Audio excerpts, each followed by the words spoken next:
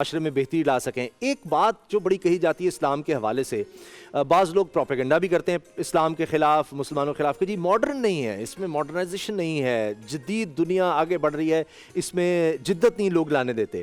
اب یہ کیا ہے جدت، کسے کہیں گے ہم، اور اسلام کہاں تک ماڈرنائزیشن کی اجازت دیتا ہے، جدت کی ہے بھی گنجائش نہیں، اور کس طرح کی گنجائش ہے، اس پر آج ہم بات کریں گے۔ میرے ساتھ تشریف رکھتے ہیں جناب مفتی عابد مبارک صاحب، جناب علامہ سید الحسینی صاحب، مفتی محمد وسیم بندگی صاحب اور علامہ ابرار شاہ صاحب، اور میرے ساتھ بائیں جانب بیٹھے ہیں علامہ امین شہیدی صاحب اور مشہور مذہبی اسکالر علامہ محمد علی شاہ صاحب، پرنسپل جامعہ نور القرآن، اور پروفیسر یونس صدیقی صاحب۔ مفتی عابد مبارک صاحب، یہ فرمائیے گا، اس ماڈرنائزیشن ان اسلام، اسلام میں جدت، کیا بالکل اسلام جدت کے خلاف ہے کہ کوئی نئی چیز آ گئی ہے تو سوال ہی نہیں پیدا ہوتا کہ وہ ہم کو شامل کر لیں اپنی زندگی میں، اس پر چلیں، یا کہیں گنجائش ہے، اور اگر ہے تو وہ کس چیز میں ہے؟ بسم اللہ الرحمن الرحیم، الحمدللہ رب العالمین، والصلاة والسلام علی سید الانبیاء والمرسلین۔ قرآن مجید فرقان حمید ارشاد فرماتا ہے تبیانا لکل شیء، ہر شے کا روشن بیان اس کے اندر ہے۔ سبحان اللہ۔ قیامت تک آنے والے ہر جدید ترین مسئلے کا حل بھی قرآن میں ہے، ہر نئے درپیش مسئلے کا حل بھی قرآن میں ہے۔ سبحان اللہ۔ آپ ماڈرنزم، لبرلزم، سیکولرزم، یہ اور 25-30 ازم لگا لیں، ان سب کی بنیاد صرف بے حیائی پر ہے، ان سب کی بنیاد لا دینیت پر ہے، ان کی بنیاد ملحد کرنے اور ملحد بنانے پر ہے۔ یہ جس قسم کی ماڈرنزم چاہتے ہیں اس قسم کا ماڈرنزم قرآن اس کی قطعاً اجازت دیتا ہی نہیں ہے، حدیث پاک اس کی اجازت دیتی نہیں ہے۔ یہ اسلام کو اپنی مرضی کی تشریحات پر موڑنا چاہتے ہیں۔ اسلام کہتا ہے بنی الاسلام علی خمس، اسلام کی بنیاد 5 چیزوں پر ہے۔ نمبر 1 شہادت، اشہد ان لا الہ الا اللہ۔ نمبر 2 نماز۔ نمبر 3 روزہ۔ نمبر 4 زکوٰۃ۔ نمبر 5 حج۔ یہ ہیں وہ۔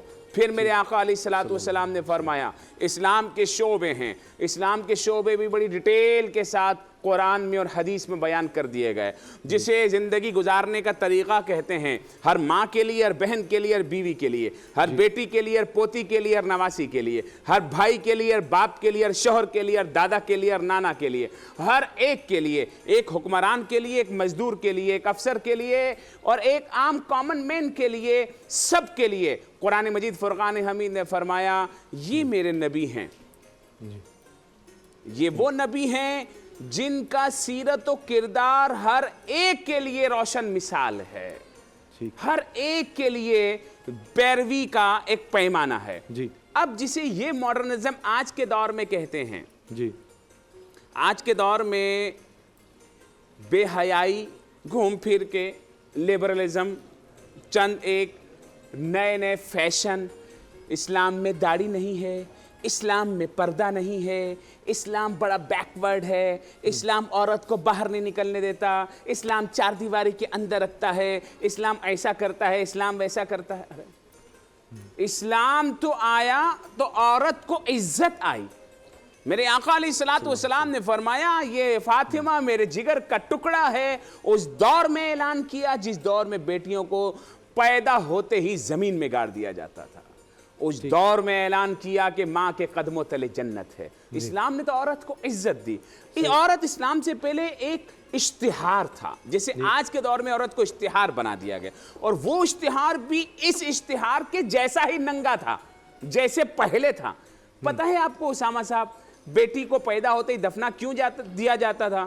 کیونکہ یہ بڑی ہوگی، لوگ کہیں گے فلاں کی بیٹی ہے، فلاں کی ہے، آر دلائیں گے، اور پھر اس کو بے حیائی کی علامت بنا کے پیش کریں گے۔ وہ غیرت کی وجہ سے گھڑ جایا کرتے تھے۔ آج بولتے ہیں اسلام نے جو ہے وہ 4 دیواری میں بند، اسلام کہتا ہے یہ شہزادی ہے، یہ ملکہ ہے۔ جیسے عام کتابوں سے قرآن مجید فرقان حمید کو الگ کر کے کپڑے میں لپیٹ کے زلدان میں اونچا کر کے رکھتے ہیں، اسلام کہتا ہے اس کا نام عورت ہے، اس کو بھی لپیٹ کر رکھو، اس کا بھی تقدس ہے۔ اسلام کہتا ہے غیر محرموں سے ہاتھ نہ ملاؤ۔ یہ لوگ کہتے ہیں ہاتھ کیوں نہ ملائیں، ہاتھ تو ملانا چاہیے، اور آپ ہاتھ ملانے کے کیوں خلاف ہیں؟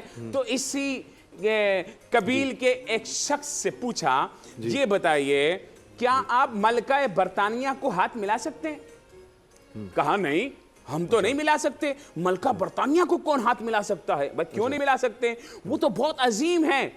कहा इस्लाम ने हर बेटी को ऐसा ही अजीम करार दिया है। सुभान अल्लाह। ये कौन सा मॉडर्निज्म है कि कुरान को और हदीस को आप बाईपास करके अपने दिमाग से यूरोप को अपना मियार जिंदगी बना लें। इकबाल ने कहा था रहमतुल्लाह अलैह, अपनी मिल्लत को कयास अक़वाम मगरिब पर न कर, खास है तरकीब में कौमे रसूल हाशमी। ये तो वो उम्मत है, ये वो इस्लाम है, दुनिया के हर मसले का हल इसमें मौजूद है। लेकिन इस्लाम कहता है हया का दामन छोड़ना नहीं।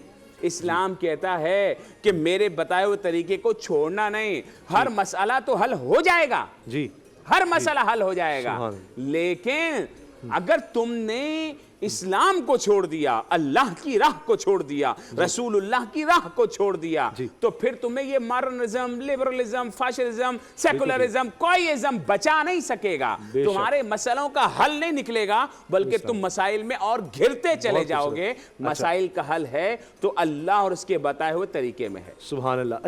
ए नूरे खुदा, नूरे बसीरत की तलब है, रमजान का सदका तेरी रहमत की तलब है।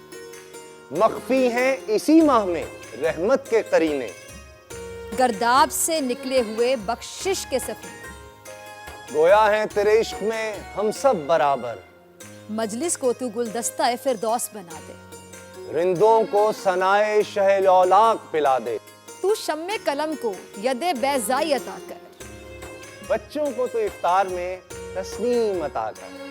रमजान मुबारक की खुसूसी नशरियात रमजान में बोल, सिर्फ बोल एंटरटेनमेंट पर। रमजान में बोल।